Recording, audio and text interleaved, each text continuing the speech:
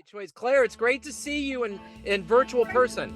Likewise, likewise. God, how you been? It's been so many years, right? Well, it's weird because, we initially interviewed in 17, and then the world shut down and got goofy. And then we caught up in the roaring period of the pandemic in October of 2020, where we were Yeah, like, holy shit, what's going on? exactly. And then now we're entering the post-pandemic period. So now we get to hit all of the different slices of being alive. We really have touched the bases. Yes, Yes. we have. So, how are you? We came out of this. You got a new album with George Garzone. What's going on? Um, Life is good, you know. I feel like there were a few stops and starts to the reentry here into Earth. Yeah, Because right. really, I think I was in this room by myself for 2 years, but it felt like it. Yeah, But luckily, I have a lot of friends and a lot of outreach, and it was cool. It was actually there were some really great things about it too. yeah. No, and I think that for the musician community, as much as it was bad, it did give people pause. And I think it had a monopoly on us. We had to figure it out. So you sink or swim, right? Yeah, yeah. Well, and we've really come back to a whole nother world, which has been so interesting for me putting this record out. Like, wow, man, the world is very different than.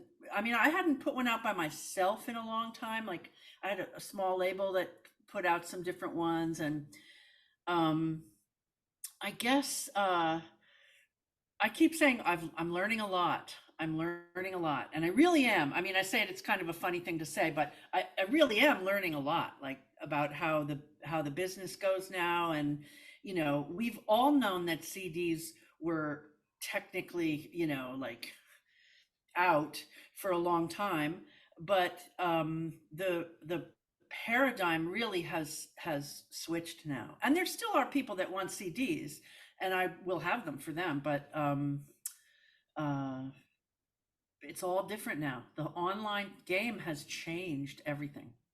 It's interesting. I remember one PR person during the pandemic said, kiss CDs goodbye because of all of this like tactile stuff. It's going to go away. And I was like, yeah, I don't know. I mean, it's like a CD for a musician's like a business card for the layperson. It is definitely a way of like putting yourself out there, and no matter what happens, all of these radio stations that cater to you and all the musicians are going to always have CD players in there.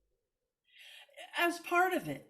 Yeah. But what I see now, so many people, and sometimes I'm surprised who really prefers getting it online. Just Yeah. because if you think about it, it is easier in a way. I mean, there is a tactile aspect that we all have that we like. I mean, albums. Whoever thought albums would come out? I'm Oh gonna my show you God. something. This came today. This is the test pressings for the vinyl for this record. And I have to now go and listen to them somewhere. I think the places has an office here, and okay it. And then there. I mean, I never in my life thought that I would make an actual record, and I grew up with records. So don't burn all the CDs just yet. It's Because not, yeah. Well, it's not only that vinyl came back, vinyl has statistically been proven the last couple of years to save the recording industry. The amount of revenue from vinyl is huge. wow, Yeah. So, you know, cool. I'm going to make a confession about CDs. So when I get CDs, I love listening to it in the car. Okay. I love watching the world go by. It's great. And I do love tactile. So I have all of these get amassed, and I just don't want to keep that carbon imprint in my life. So what I do around Halloween is I give them out to the kids. Or if I see a lemonade stand, I will give the kids CDs, and they're like, "What is this?" And I'm like, "It's jazz." And they're like, "What's that?"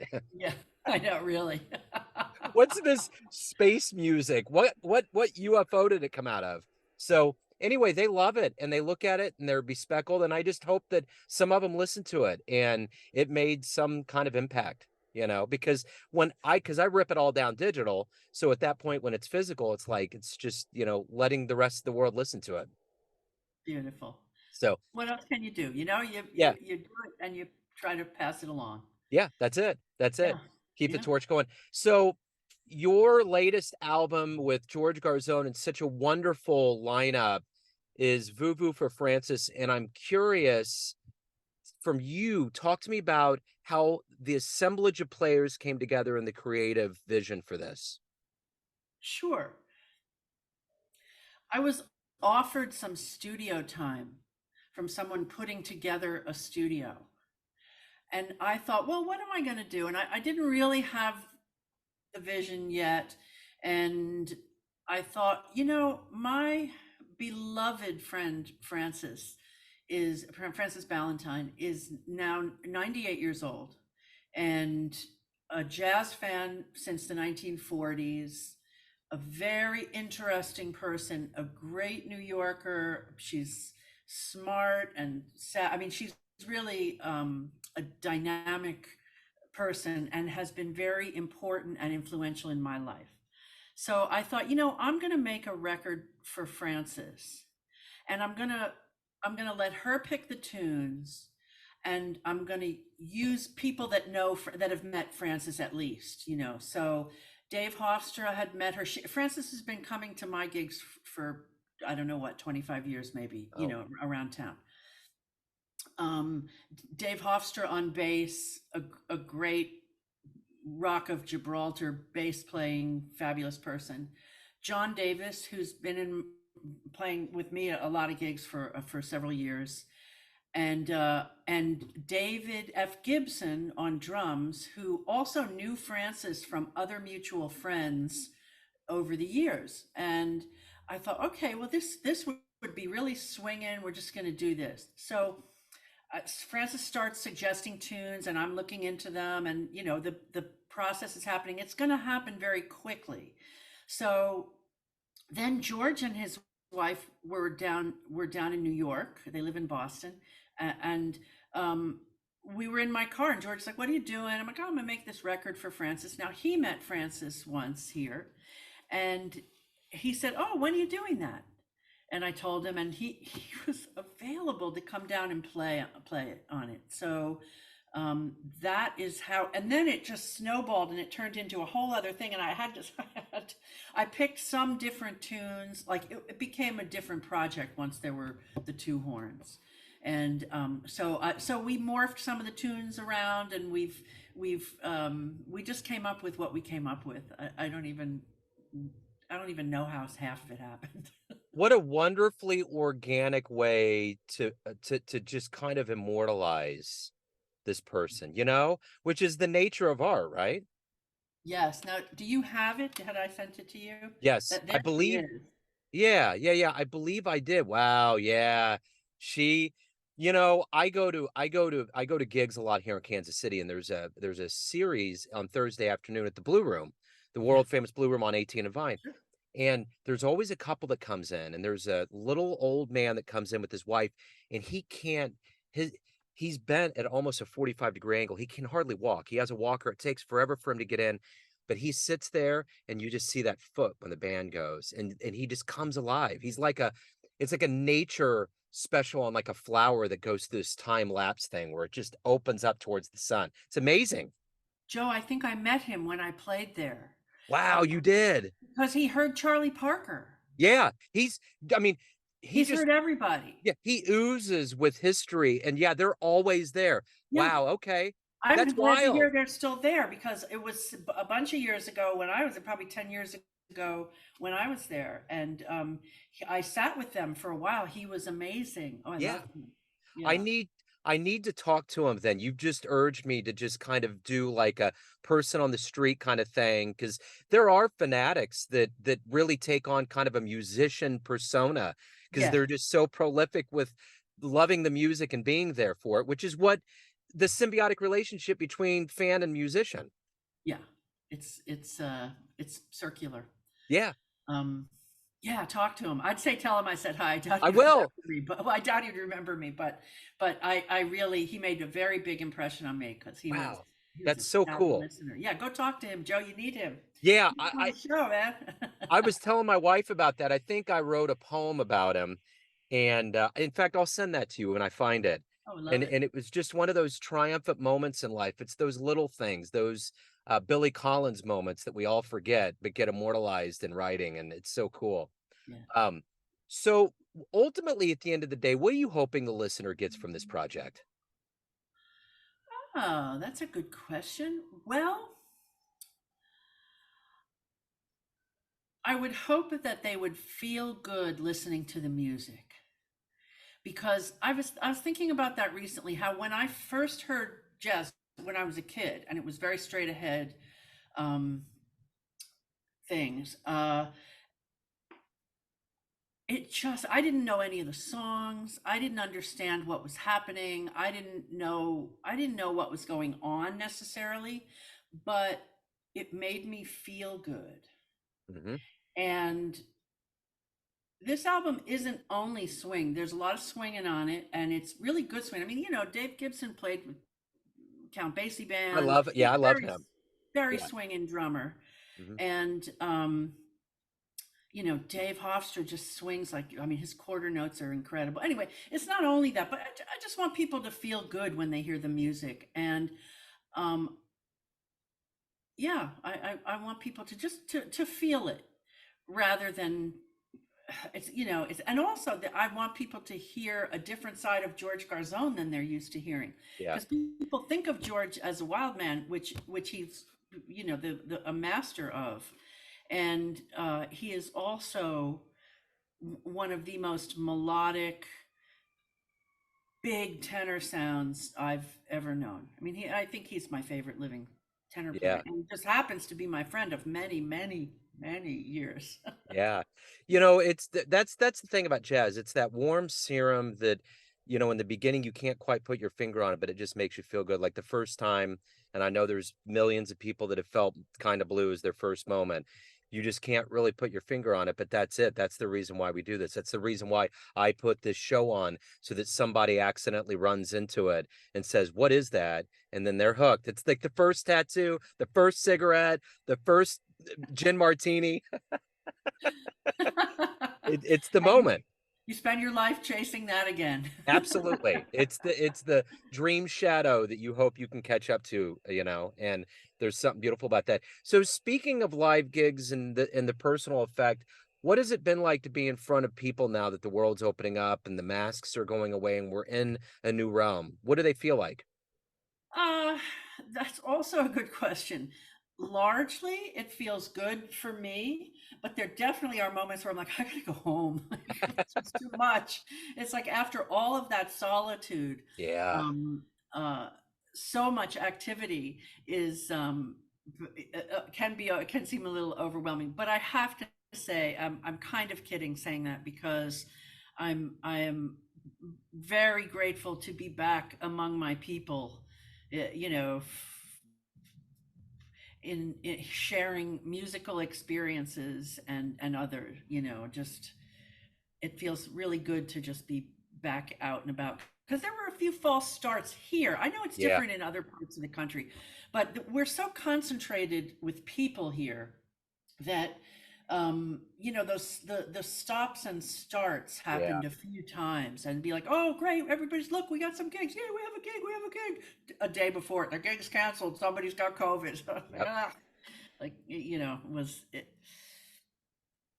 there were questionable moments. There were, yeah, and we had that too. It was crazy how it was kind of this push and pull kind of a thing. But there was a musician I interviewed probably about a year ago, and she said the first time she got in front of a lot of people, she was at the local college here. She said there was thousands of eyeballs on her. It just freaked her out. And I think there's a phenomenon as we all come out of the fog and we have this PTSD that's very individual for each of us. And I would imagine for a musician that had had that solitude for so long, when you get reintroduced, that's a lot of energy, just like that. Very true, very true. I haven't had the opportunity to play for thousands of eyeballs yet, but I will make note of that when I do, if it Yes, if it feels absolutely. overwhelming. Absolutely. I'd be happy to have that opportunity. Yeah, for sure. So if anyone wants to pick up this album, any live shows, anything revolving around your world, where can they go? Yes, well, we're doing a big CD release party, or whatever, music release party now, I guess, Yeah. at Dizzy's in New York on Tuesday, August 22nd. Two sets, 7:30 and 9 maybe. And I'm very excited about that because George is going to come down for that, and he will have just been in Europe for 5 weeks, so be really fun to have him come down and join us at Dizzy's. Yeah. That's awesome. Um, and for now, the release is actually, and I'm a little foggy if it's the 7th or the 14th officially, um, but it's up for pre-order now on Bandcamp, and I've been putting up some little videos about it on my YouTube channel. See, I'm learning here, Joe. I'm learning That's about it. all the stuff. I'm like, okay, I'm gonna stop fighting it, Yeah. and I'm just gonna join the party. So it's interesting. I just thought of this. The Chelsea Hotel, the legendary Chelsea Oh yeah. Hotel. Yeah, yeah. Well, for the last several years, it's been going on for a long time. They've been renovating the Chelsea Hotel. And I walk by it about twice a day because of where I live and where I practice and stuff. So I walk by it all the time. And I've been really grumpy about they're going to ruin it, blah, blah, blah, me and my attitudes. And just recently they have finished the renovation, and I went into the Chelsea Hotel, and they restored it so beautifully. Wow.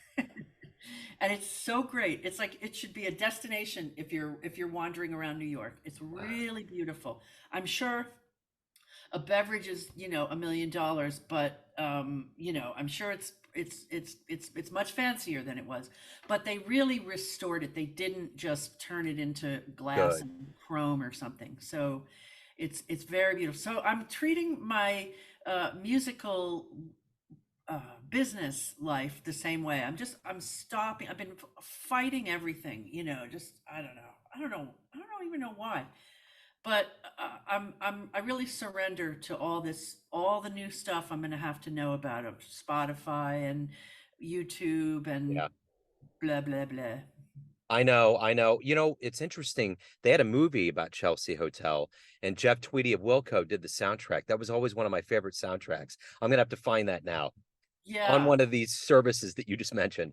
and I think that movie. I mean, the movie was about the guy who sold it, right? And Yeah, the old how it used to be. And the movie was part of the thing where I thought like, oh no, it's going to be horrible. It's going to be all yucky and new. And I don't know. I was impressed when I went in. I thought, they did this well. yeah, And I guess that's another thing that I'm happy to realize recently is that younger people, there are lots of younger people that are way smarter than me. right, right, And I'm happy to realize that, and I'm happy to listen to them and hear why they're doing things they're doing. Like a lot of stuff as it changes, I don't understand it, so I'm like, what do you mean they? right, That's right. or like pronouns and all that stuff. And now I'm like, they're onto something, and I'm it's never going to come naturally to me, but I can accommodate that. It's about having an open mind. What's weird? It's only been a few months ago that I started getting into Zoom. I was like, I'm just having an audio conversation. I'm doing radio, but then I got to it and it's a different psychology and it's like, it's cool. It's like, I'm in. It's good, Good, good. So Yeah, I discovered this at Zoom in the pandemic because yeah, it really was a good way to stay tethered to my closest people. absolutely. And I It's a had great two idea. old friends. We met once a week, just Yeah, checking in and all that. So totally. It's good. It's a great conduit to stay connected. Claire, speaking of, it's been great to connect. Great to finally see you as we speak in person. And best of luck with the album and everything as we move forward. And I'm sure we'll reconnect when some historical slice of life happens again. great, Joe. I would love that. Absolutely. I love that. And I just want to throw in that I got a student from Kansas City in the pandemic. Andrea, what's her last name? I've got to look up her last name, and I can't do that right now. But I think it's Edwards, Andrea Edwards. She's a baritone player, a young baritone player in Kansas City, and she's Okay. fantastic and plays classical music and jazz. She's Does so she talented. does she play gigs here in town live? I don't know if she's doing gigs out. I can't look her up on the phone right now, but That's fine.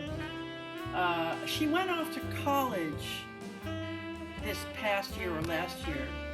So she's a little older than high school now, but she was I think in high school in her last year when I started with her. Okay. She's a terrific player. That's Terrific. great. I'll keep my eyes open for sure. So, Great, Joe. All well, right. cool. Claire, thank you. Thank you so much, Joe. I appreciate talking to you. Absolutely. Take care. Bye. Best of luck. See ya.